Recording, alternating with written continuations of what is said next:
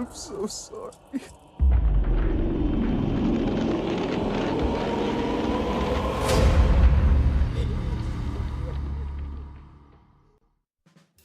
So, Blair Witch 2016, or just Blair Witch, I suppose.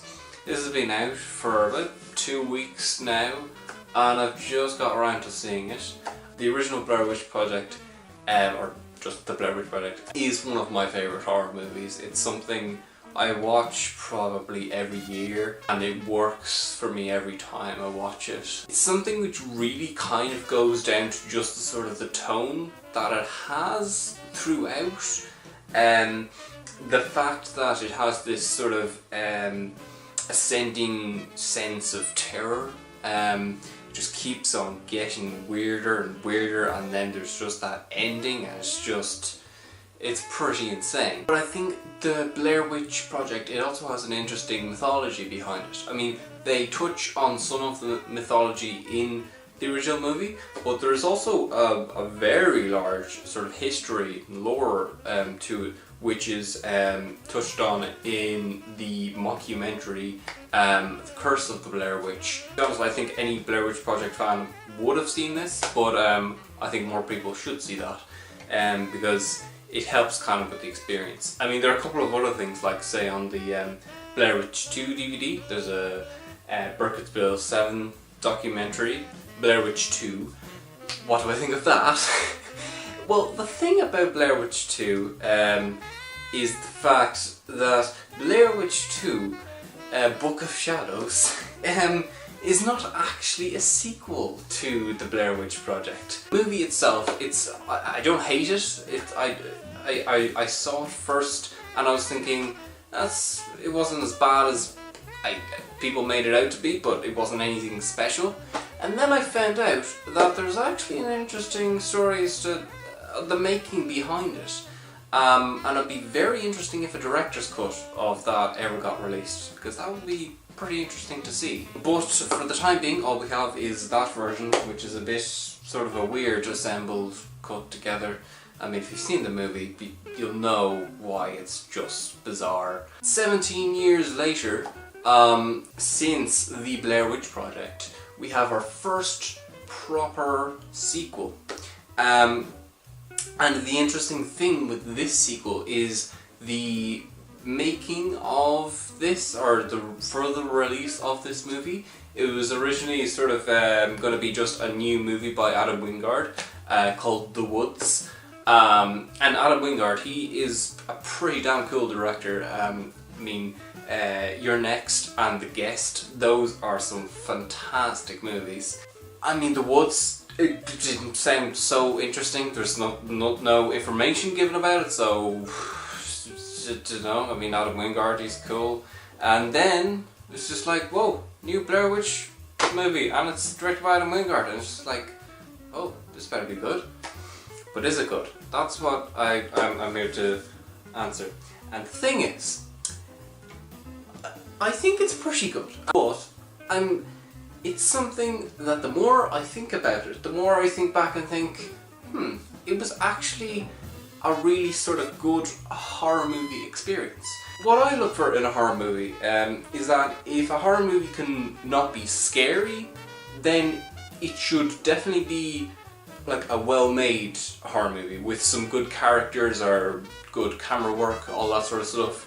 And there are things before that I've seen like that. Say I recently saw Lights Out. I mean, that wasn't a terrifying movie by any means. It had some creepy moments, but I thought it was a good movie because it had sort of interesting character stuff in it. But the other thing is that if the characters in it aren't great, the story is, I mean, the plot is a bit sort of simple and all that, at least make it scary. And I think that just like the original movie, I think Blair Witch succeeds in that, because I definitely was scared throughout this movie. It's quite a slow build to the points where it gets really scary. I mean, there are definitely points where I was pretty freaked out by some things in it. Of course, I won't go into the big things. I don't know, you may I've seen it already, and you might know what I'm talking about, but like, I don't know, last 20 minutes or something on this is some pretty intense stuff. When it comes to the scares in the movie, people have complained about the fact that this over relies on jump scares. When it comes to me and jump scares, there are sometimes, when it's a fake jump scare, I think sometimes it can work. There are times, like say, in the original Alien, where a cat jumps out or something, and it's a false scare, or something, and it sort of gives a bit of a sort of a attention to the environment, saying that something is here of some sort. But it's when that can be overplayed that it can get a bit annoying. And there's also the thing with jump scares when you just know that they're coming. Now, I mean, there are people who I've watched horror movies with, even when I was watching this, there are people who are saying, oh, something's coming, and at this point now, with the amount of horror movies that I've seen, I just kind of know the technique, what horror movie directors use to create this jump scare effect. And because I've seen that so many times, I'm just like, okay, something's coming. Oh, there it is there. Unfortunately, there are a couple of times in this movie where it's built up in a certain way where I'm just like, nah, I know something's coming here, and it's just like, it's not really working. Not a big criticism, really, because, I mean, it's not really that often. I mean, there were only kind of moments like that maybe like twice or something. I mean, there's some false scares that work in this. I mean, I guess the ones that people are talking about, that I actually think kind of work when you think about the context of what's going on in the scene. But what I would say is a problem with this movie, and this is, I don't know, maybe kind of a nitpick. I don't know, I'm not sure, no one has mentioned this before, but I find that there's a lot of sort of information that's given to us about the history of the Blair Witch, and it's a lot of information that people who know the history of the Blair Witch, it's just like, we know this, and it's just, I don't know, just a little bit is kind of fine if they just get a little bit of a sort of a reference to this one thing that happens there. It's just like, oh yeah, I know about that, but it's so, I don't know, there's just a bit too much of it, and I know that not everyone has seen all those extra little bits there, but I don't even know, like, those things, those bits of information that they give in this movie, they don't really help with the movie in any way, so I don't know, it's just a bit pointless, and I'm just watching and thinking, I know this, you know? And what I would also say as a criticism is the fact that kind of it's mainly down to just one scene in particular, but kind of there are times in this movie where characters do things, and I'm just like, what are you doing? Just why are you doing this? This, I mean, this is just stupid. And horror movies, they tend to have stupid characters in bad horror movies. Like, you know, one of the tropes of bad horror movies is stupid characters. And it's weird, because this isn't exactly a bad horror movie, but there's just one character in particular who does something, and even without something that's wrong with them, I'm just thinking, no, why would you go up that tree and get that thing? I'm just like, no. And then it's just, what are you doing? And there's also, I suppose, the main character, I suppose, he gets a bit too obsessed with his whole kind of wanting to find his sister. He wants to find his sister Heather Donahue, who he thinks is somewhere there, and I don't know. There are times when he's like, oh, maybe she's there, and then there are times where you're just like, oh, I really thought she was there, but she's not, and then it's just like, it kind of keeps on changing, and it's just, I don't know. I just, he sort of confuses me at times with that. But what I will address though, about a criticism about this movie is the fact that this seems to be a carbon copy of the first movie, and I gotta say, this really isn't. I really did not get that feeling from the movie at all. Like, there are times when there's sort of some references to the first movie, like they have that thing with the car, like in the first movie, like when they're leaving their car and they're sort of tracking away, and sort of like, oh, that's the last time they're ever going to see their car. So they do that again. And of course, like, you see the stick figures and things like that. But I think that when you're going to do something again, something that's been done before, even if it's in the same universe or something like that, do it different. And I think that this movie really succeeds in doing something a bit unique with that. Like, it does the stick figures again, but what it does, there's something that happens with the stick figures, which was, I sort of, it happens, and then I'm just like, what the hell did that just happen? It was weird. Another thing I feel which is a bit interesting with this movie, there is actually new lore added to the mythology of the Blair Witch. I mean, like I said, we have repeated things that we know before, that's seen in the Curse of the Blair Witch, but then they add some extra little details, which I won't give away. And those little details, I mean, they actually do play a part in the movie in some ways.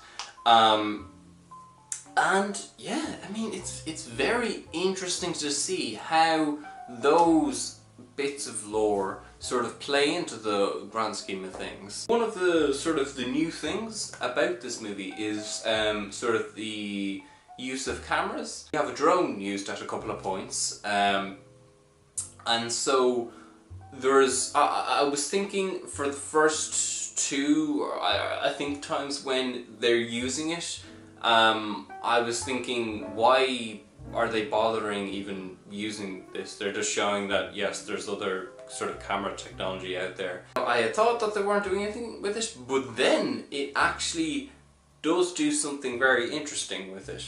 Well, I say very interesting, just it's something where somebody says something and it's just a bit sort of creepy that you realise sort of the situation that the characters are in there. I mean, the characters, they don't react to it in such a serious way, but then as viewers you sort of realise, oh, that's a bit weird.